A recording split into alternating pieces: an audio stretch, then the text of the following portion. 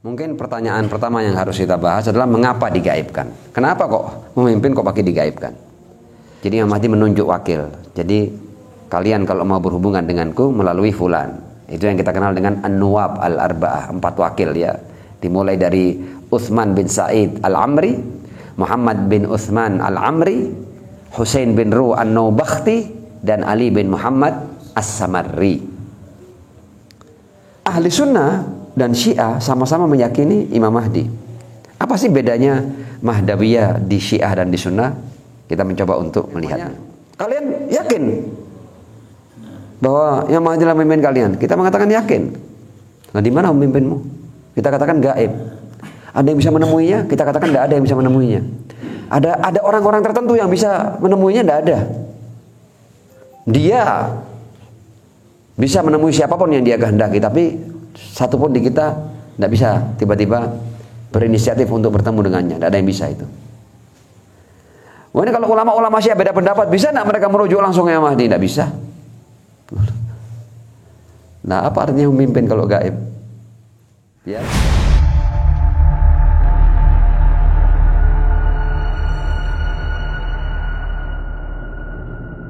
Allahumma salli ala Muhammad wa ali Muhammad Jil farajahum. Bismillahirrahmanirrahim. Alhamdulillahirabbil alamin. Allahumma salli ala Muhammad wa ali Muhammad. Allahumma salli ala Muhammad wa ali Muhammad wa ajil farajahum. Ikhwani wa akhwatil a'izza, assalamualaikum warahmatullahi wabarakatuh. Alhamdulillah kita bisa melanjutkan teologi Islam rasional ya, kajian teologi Islam rasional, dan kita telah masuk pada tema Mahdawiyah.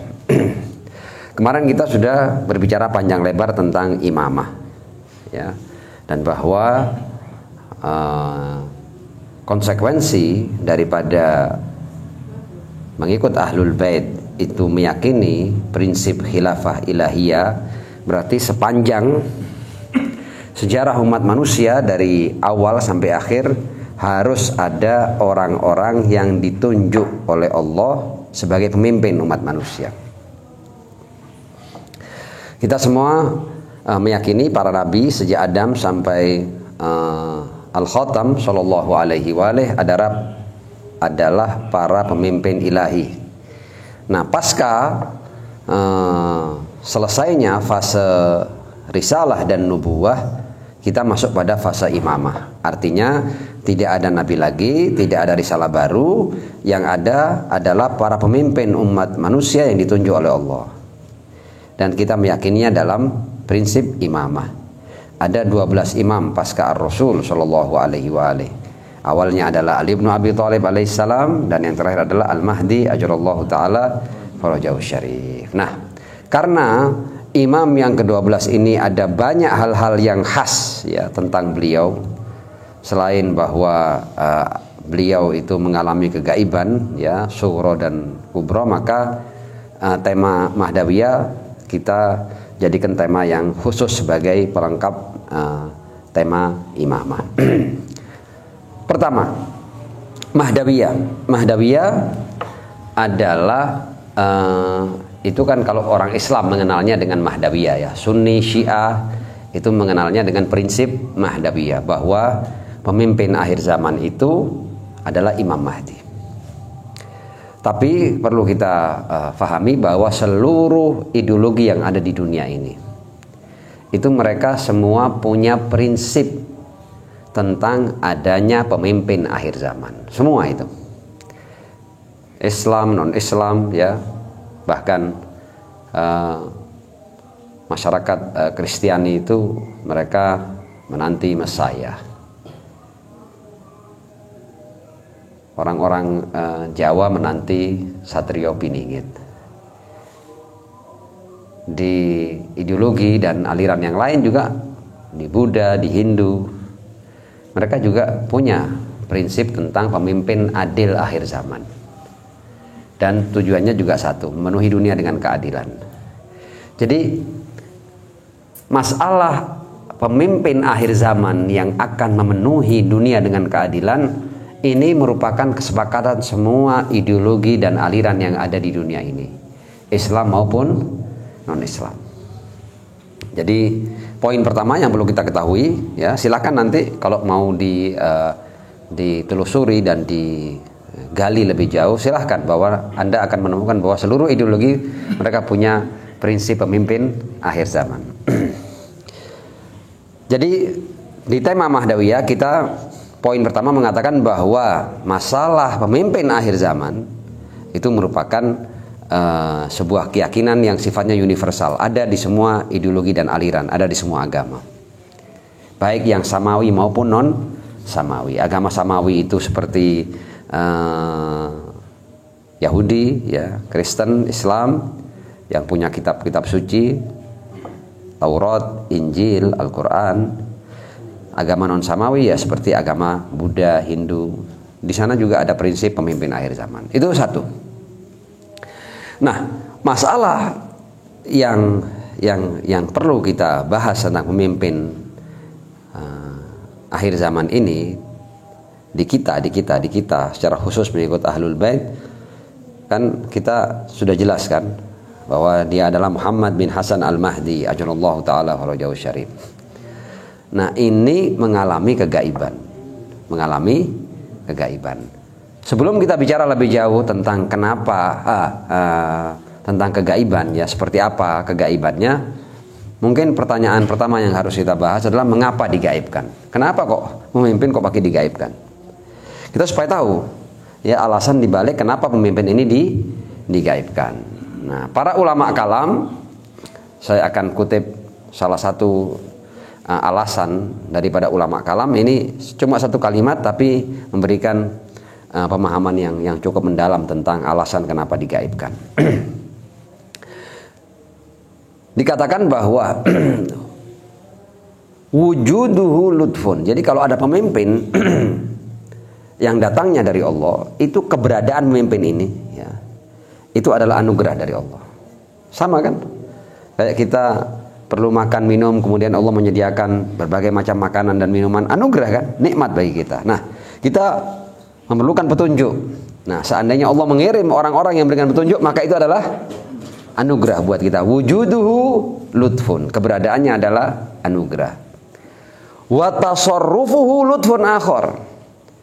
Kalau kemudian adanya insan ilahi ini kemudian diberi kesempatan, diterima sebagai pemimpin, maka dia akan mendatangkan keberkahan yang lebih. Jadi kalau kita mau lihat sejarah insan-insan ilahi ini, mereka tidak pernah digaibkan sama Allah, tapi hampir semua mereka tidak diterima sebagai pemimpin.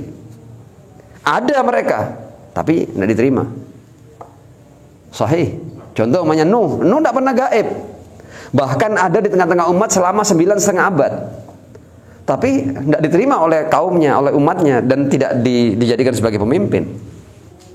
Ada, tapi keberadaannya seakan tidak ada, tanda kutip. Karena apa? Ada tapi tidak digunakan, tidak difungsikan. Dia pemimpin, dia dikirim oleh Tuhan, tapi tidak diterima, tidak dipakai. Ya, keberadaannya sebuah nikmat, tapi ini nikmat yang diabaikan. Nikmat yang dimanfaatkan. Padahal kalau seandainya umat itu menjadikan Nuh sebagai pemimpin, maka nikmat ini akan memberikan berkah yang luar biasa, akan berubah menjadi nikmat-nikmat yang lain. Dipahami ini ya? Nah, kemudian wa ghaibatuhu minna. Nah, kalau sampai pemimpin ilahi ini tidak ada, itu pasti karena ulah manusia. Kalau kita lihat ya, ada berapa banyak nabi yang dibunuh? Wa yaqtuluna an-nabiyyina bighairi haq. Mereka dikirim sama Allah, sudah tidak diterima, kemudian dibunuh mereka, digaibkan. Jadi kalau sebenarnya tidak ada pemimpin itu, pasti karena ulah manusia. Jelas ya? Nah, Allah Subhanahu wa taala sejak pemimpin ilahi yang pertama Adam alaihissalam, nabi demi nabi, satu pun tidak ada yang digaibkan. Tuhan tidak pernah menggaibkan mereka. Yang menggaibkan justru umat manusia, dibunuh, diracun. Kalau kita berbicara tentang 12 imam ini, imam mulai Imam Ali, Imam Hasan, Imam Husain tidak pernah digaibkan, ada di tengah-tengah masyarakat, bercengkrama dengan mereka. Tapi sudah tidak diterima sebagai pemimpin, mereka tidak cukup dengan itu, mereka berusaha untuk menghilangkannya, menggaibkannya. Jadi selama ini kalau memimpin gaib itu, yang menggaibkan adalah manusia dengan membunuh mereka. Kenapa ini yang Imam Mahdi digaibkan? Dikarenakan ini yang terakhir. Jadi rangkaian pemimpin ilahi ini berakhir di Imam Mahdi. Ternyata sampai zaman Imam Mahdi lahir, itu ayahnya dibunuh. Ayahnya Imam Mahdi dibunuh. Al-Imam Hasan al-Askari dibunuh. Dan situasi dan kondisi umat pada saat itu, mereka masih berencana untuk membunuh siapapun yang menjadi pelanjut Al-Imam Hasan al-Askari. Karena ini yang terakhir, maka Allah turun tangan. Salah satu alasannya untuk menyelamatkannya. Kenapa yang lain-lain tidak digaibkan? Karena ada penggantinya. Ya, pasca Ali bin Abi Thalib, kalau seandainya dibunuh ada Hasan. Hasan dibunuh ada Husain, dan begitulah seterusnya. Tapi kalau Imam Mahdi dibunuh, siapa penggantinya? Tidak ada, karenanya digaibkan sama Allah Subhanahu wa taala. Jadi Allah itu saking Rahman Rahimnya, Allah memberikan kesempatan umat untuk sadar dan menerima pemimpin ilahi ini, bahkan sampai mereka menghilangkan, membunuh para imam suci Ahlul Bait alaihimussalam. Tapi karena ini yang terakhir, maka digaibkan. Wa ghaibatuhu minna. Jadi kadang-kadang kegaiban itu kalau dituduhkan kepada kita umat manusia, ada yang menggaibkan mereka dengan membunuh. Tapi kemudian yang ini karena umat manusia sampai saat itu masih berencana untuk membunuh dan menghilangkan insan ilahi, maka Allah sebagai reaksinya Allah menggaibkan imam ini, karena kalian masih belum tahu harga imam ini. Dan Tuhan itu Rahman Rahimnya tidak seperti kita. Tuhan itu memberikan kesempatan umat manusia sampai hujah yang terakhir. Sebagai contoh, kalau kita saja, kita kalau kita punya anak yang sekolah, katakanlah duduk di bangku 2 SMP umpamanya, dia bilang, "Ma, saya pengen punya HP." Contoh, diberikan HP, dibawa sehari, besok hilang. "Loh, mana HP-mu?" Hilang. Dia minta diberikan lagi. Mungkin orang tua akan memberikan yang kedua. Diberikan yang kedua, 2 hari kemudian, "Loh, mana HP-mu?" Hilang. Mungkin kalau dia ngerengek minta yang ketiga, mungkin orang tua masih belikan. Kalau kemudian 4 hari kemudian hilang, orang tuanya akan mengatakan, "Oh, enggak cukup sudah. Kamu masih belum waktunya pegang HP, kamu belum bisa jaga barangmu." Ya. Kesabaran kita itu sangat terbatas. Sekali mungkin kita masih bisa bersabar, 2 kali mungkin kita masih bisa bersabar, 3 kali sudah tidak ada, kamu belum waktunya pegang HP. Belajar dulu kamu menjaga barangmu, untuk nanti suatu saat mama akan belikan kamu HP lagi. Tapi Allah Subhanahu wa taala memberikan kesempatan Adam dan berbagai macam insan ilahi, antara Adam dan Nuh, kemudian Nuh, selanjutnya para nabi. Kalau jumlahnya para nabi ini kan dalam riwayat dikatakan 125.000 nabi, 124.000 nabi. Dan tidak jarang dari para nabi yang dibunuh. Tapi Allah masih, jadi ibarat orang tua tadi itu, "Loh, kamu hilangkan diganti, kamu hilangkan sampai puluhan ribu kali masih diganti sama Allah SWT. Tapi ketika yang terakhir, ya mohon maaf, ini harus aku gaibkan." Itu salah satu alasan kenapa Imam Mahdi digaibkan. Nah, kegaiban ini sendiri berlangsung dalam dua masa. Ada kegaiban sugro, ada kegaiban kubro. Apa bedanya kegaiban sugro dan kubro? Kegaiban sugro itu yang berjalan sekitar 70 tahunan ya. Itu Imam Mahdi masih mempunyai wakil yang definitif. Jadi Imam Mahdi menunjuk wakil. Jadi kalian kalau mau berhubungan denganku melalui fulan. Itu yang kita kenal dengan An-Nuwab Al-Arba'ah, 4 wakil ya. Dimulai dari Uthman bin Sa'id Al-Amri, Muhammad bin Uthman Al-Amri, Husain bin Ruh An-Naubakhti, dan Ali bin Muhammad As-Samarri. Jadi ini silih berganti ini. Jadi ketika Utsman meninggal digantikan oleh Muhammad bin Utsman putranya. Ketika Muhammad bin Utsman meninggal digantikan oleh Husain bin Ruh. Ya, Husain bin Ruh meninggal diganti oleh Ali bin Muhammad As-Samarri. Ali bin Muhammad As-Samarri meninggal, Imam Mahdi masuk ke dalam kegaiban kubro.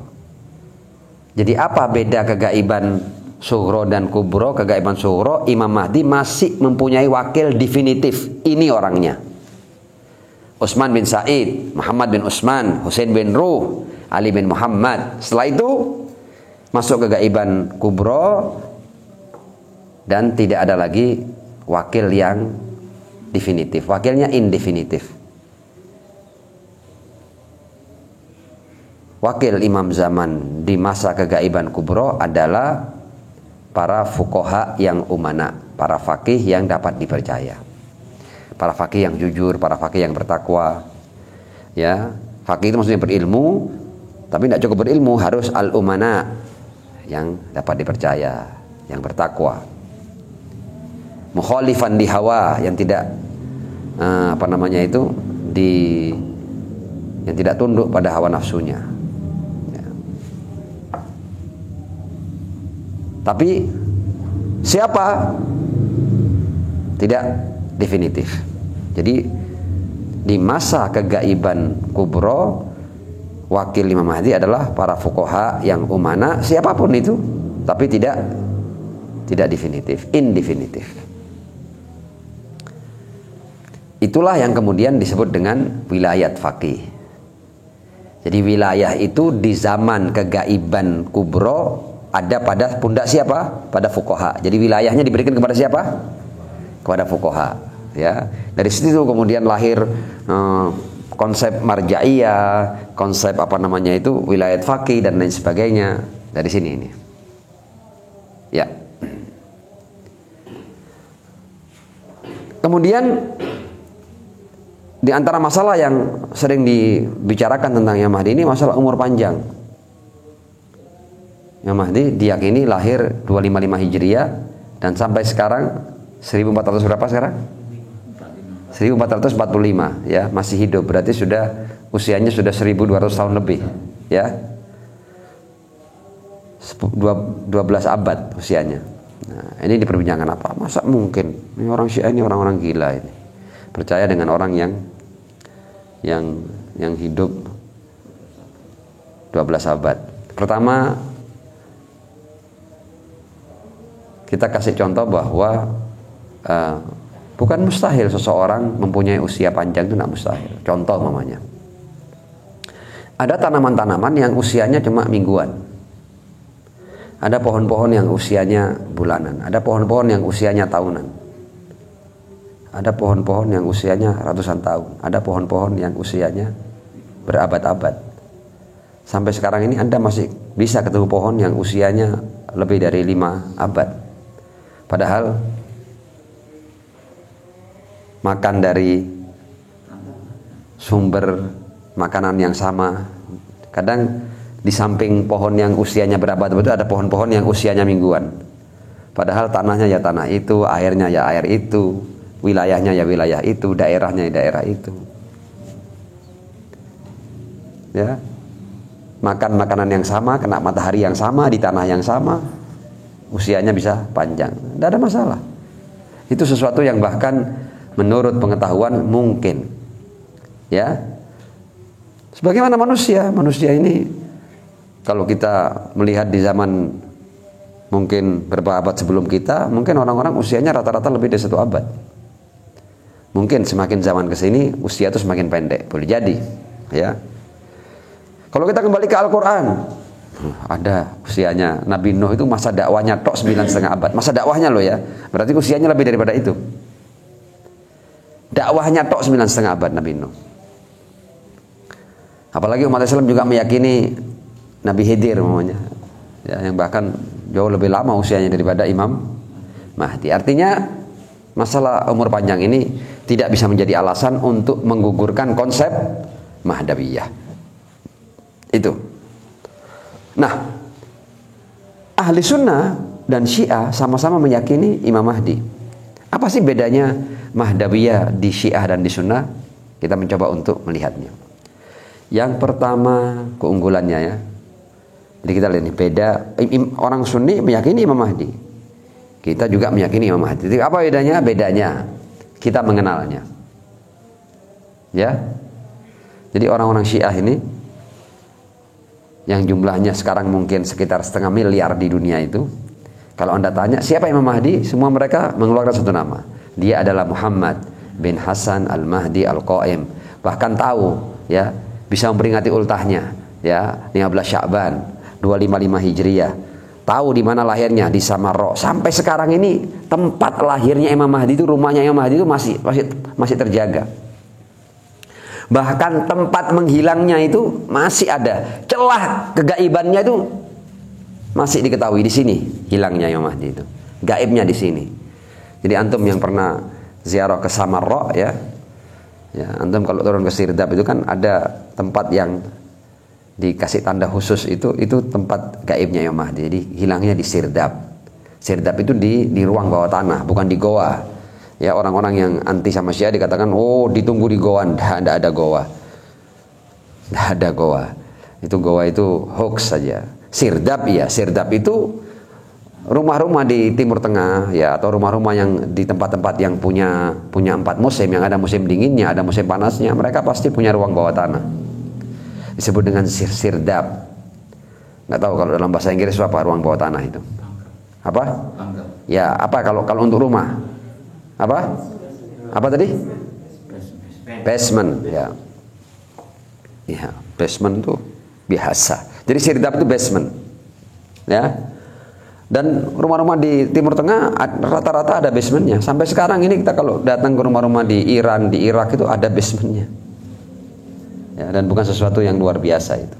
Nah, jadi hilangnya di Sirdab sampai sekarang dijaga. Jadi kalau mereka berziarah menapak tilasi, bukan menanti imamnya akan keluar dari Sirdab itu, enggak.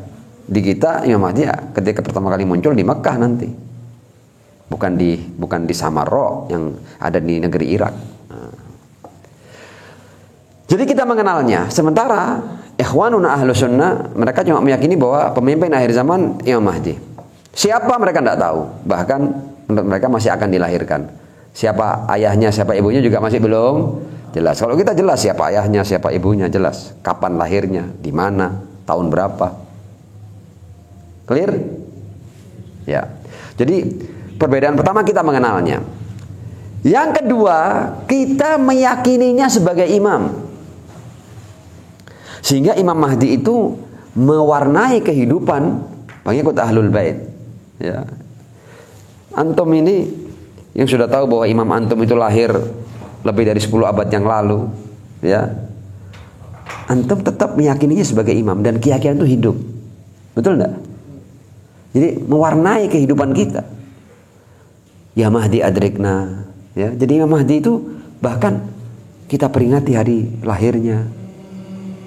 Benar tidak? Sementara Ahlu Sunnah meyakini Imam Mahdi, tapi mereka tidak pernah berbicara tentang Imam Mahdi. Kecuali dalam forum-forum yang terbatas dan sekali-sekala. Kalau kita menjadi trending topik terus ya dalam kehidupan masyarakat Syiah, Imam Mahdi itu menjadi trending topik, menjadi pembicaraan yang inti. Karena apa? Karena kita meyakininya sebagai imam. Karenanya kalau antum tanya, siapa imam kalian? Anda tanya kepada 0,5 miliar orang Syiah itu, siapa imam Anda? Keluar satu nama. Muhammad bin Hasan Al-Mahdi. Jadi meyakininya sebagai, jadi pertama mengenalnya, kedua meyakininya sebagai imam. Dan kedua kita berbaiat. Ya. Dalam doa ahad kan kita berbaiat kan, setiap hari kita baca itu, kita berbaiat kepada Imam Mahdi. Kemudian kita mendoakannya. Insyaallah semua antum hafal. Allahumma qul li waliyikal Hujjat ibnil Hasan shalawatuka alaihi wa ala abaih fi hadhihi safi kulli sa waliyahu wa hafidhah wa qaidahu wa nasira wa dalila wa aina hatta tuskinahu ardaka taw'a wa tumatti'ahu fiha tawila bi rahmatika ya arhamar rahimin. Kemudian ucapan ya Mahdi adrikna. Antum punya masalah sedikit, ya Mahdi adrikna. Sholawat antum pun ada ta'jilul faraj, ya. Ada doa untuk Imam Mahdi. Allahumma shalli ala Muhammad wa ali Muhammad wa ajil farajahu. Jadi kita mendoakannya. Kemudian kita menantinya. Dan penantian ini aktif. Ya.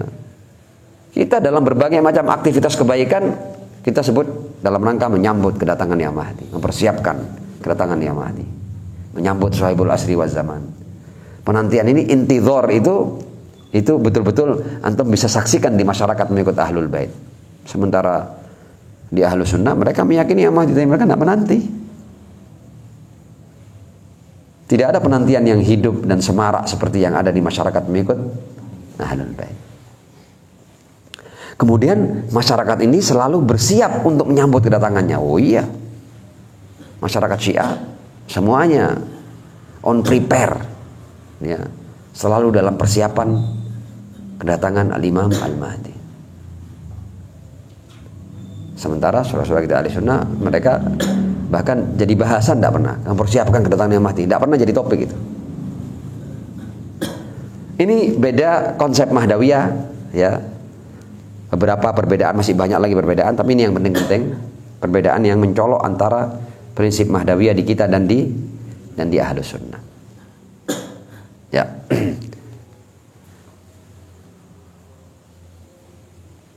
Kemudian kita akan membahas tentang kritikan-kritikan yang sangat menohok, seperti namanya, kalian yakin bahwa yang Mahdi adalah pemimpin kalian? Kita mengatakan yakin. Nah, di mana pemimpinmu? Kita katakan gaib. Ada yang bisa menemuinya? Kita katakan tidak ada yang bisa menemuinya. Ada orang-orang tertentu yang bisa menemuinya? Tidak ada. Dia bisa menemui siapapun yang dia kehendaki, tapi satupun di kita tidak bisa tiba-tiba berinisiatif untuk bertemu dengannya. Tidak ada yang bisa itu. Wah, ini kalau ulama-ulama Syiah beda pendapat, bisa tidak mereka merujuk langsung ke Mahdi? Tidak bisa. Nah, apa artinya memimpin kalau gaib?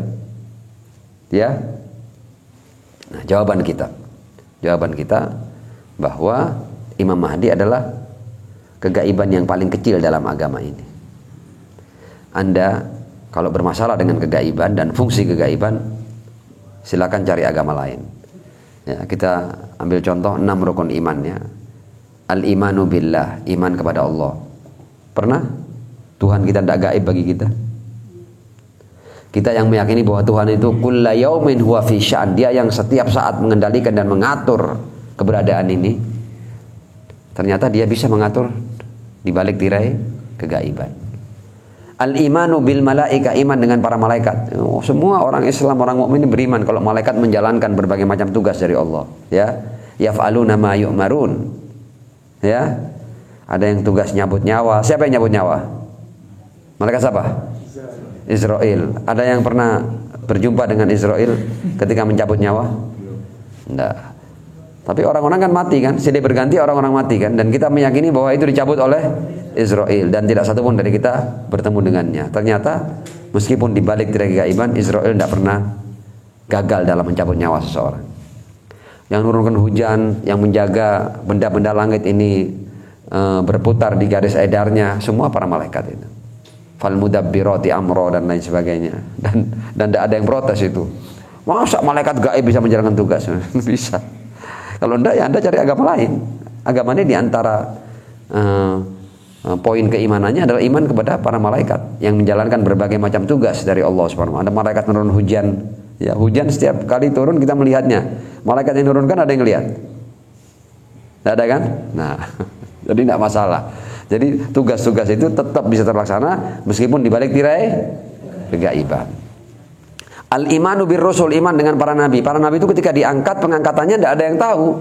Para nabi cuma datang ke umatnya, inni rasulullahi ilaikum, aku diutus Allah. Kalian percaya apa enggak? Pengangkatannya gaib. Tidak ada yang tahu. Ya, seremoni pengangkatan para nabi satupun dari umat tidak tahu. Kalau tahu, ya langsung percaya mereka. Kenapa banyak yang tidak percaya? Karena pengangkatannya gaib. Jelas ya?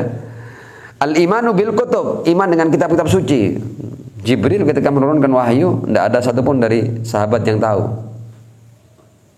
Rasul hanya ngomong, telah datang padaku Jibril membawakan wahyu seperti ini, dibacakan oleh Ar-Rasul Shallallahu Alaihi Wasallam. Ya. Jadi 6 rukun iman tadi itu, iman kepada Allah, gaib Allahnya. Iman kepada para malaikat, gaib. Iman kepada para nabi, pengangkatannya gaib. Iman kepada kitab-kitab suci, proses turunnya juga gaib. Iman kepada takdir, ya takdir gaib. Ya. Kita tidak pernah tahu ya. Kita akan mati di mana, mati di usia berapa, ada yang tahu?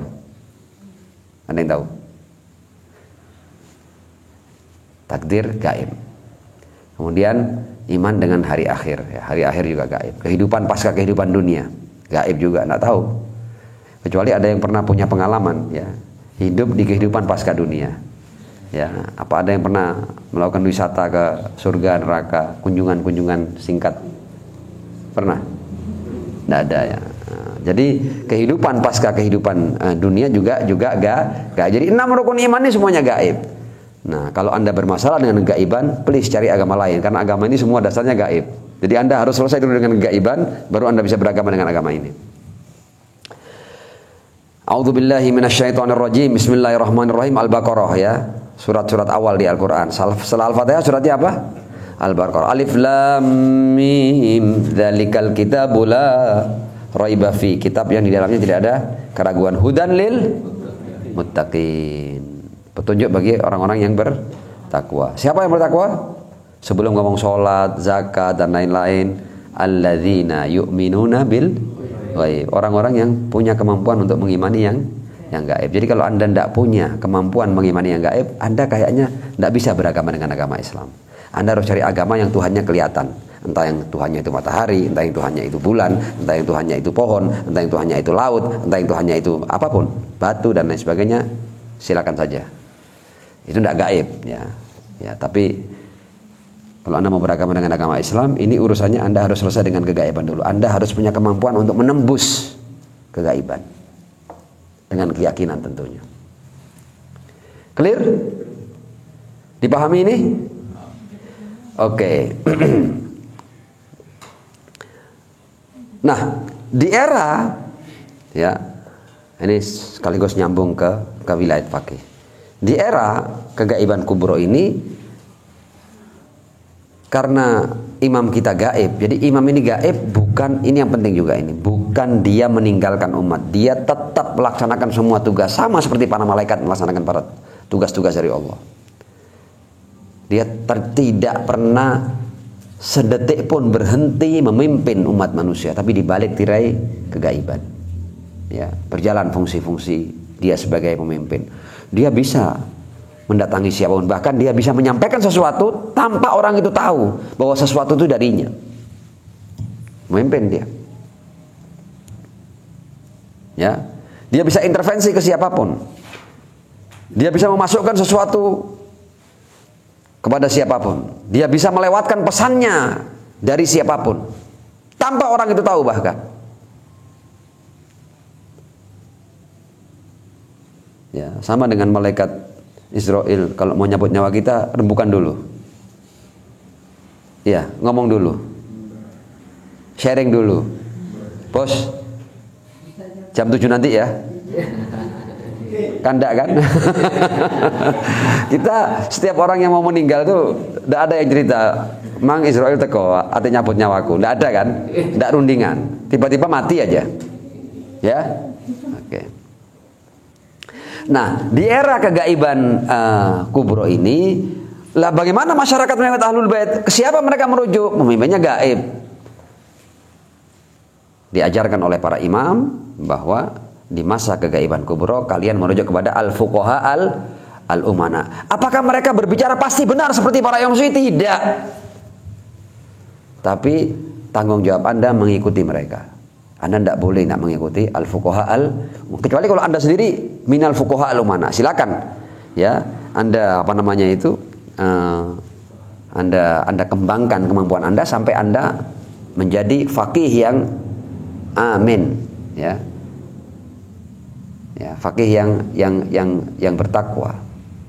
Anda boleh menyimpulkan langsung hukum dari apa-apa yang sampai dari para nabi, dari para imam, dan dari ayat-ayat Al-Quran.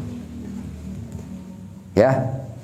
Tapi kalau Anda harus ikut kepada al-fuqaha al-umana. Supaya tugas kita jelas. Jadi masyarakat Syiah di era kegaiban mereka tidak gamang, mereka tidak bingung, mereka tidak rancu, mereka tidak kemudian kebingungan karena emangnya gaib. Tidak, mereka punya kejelasan.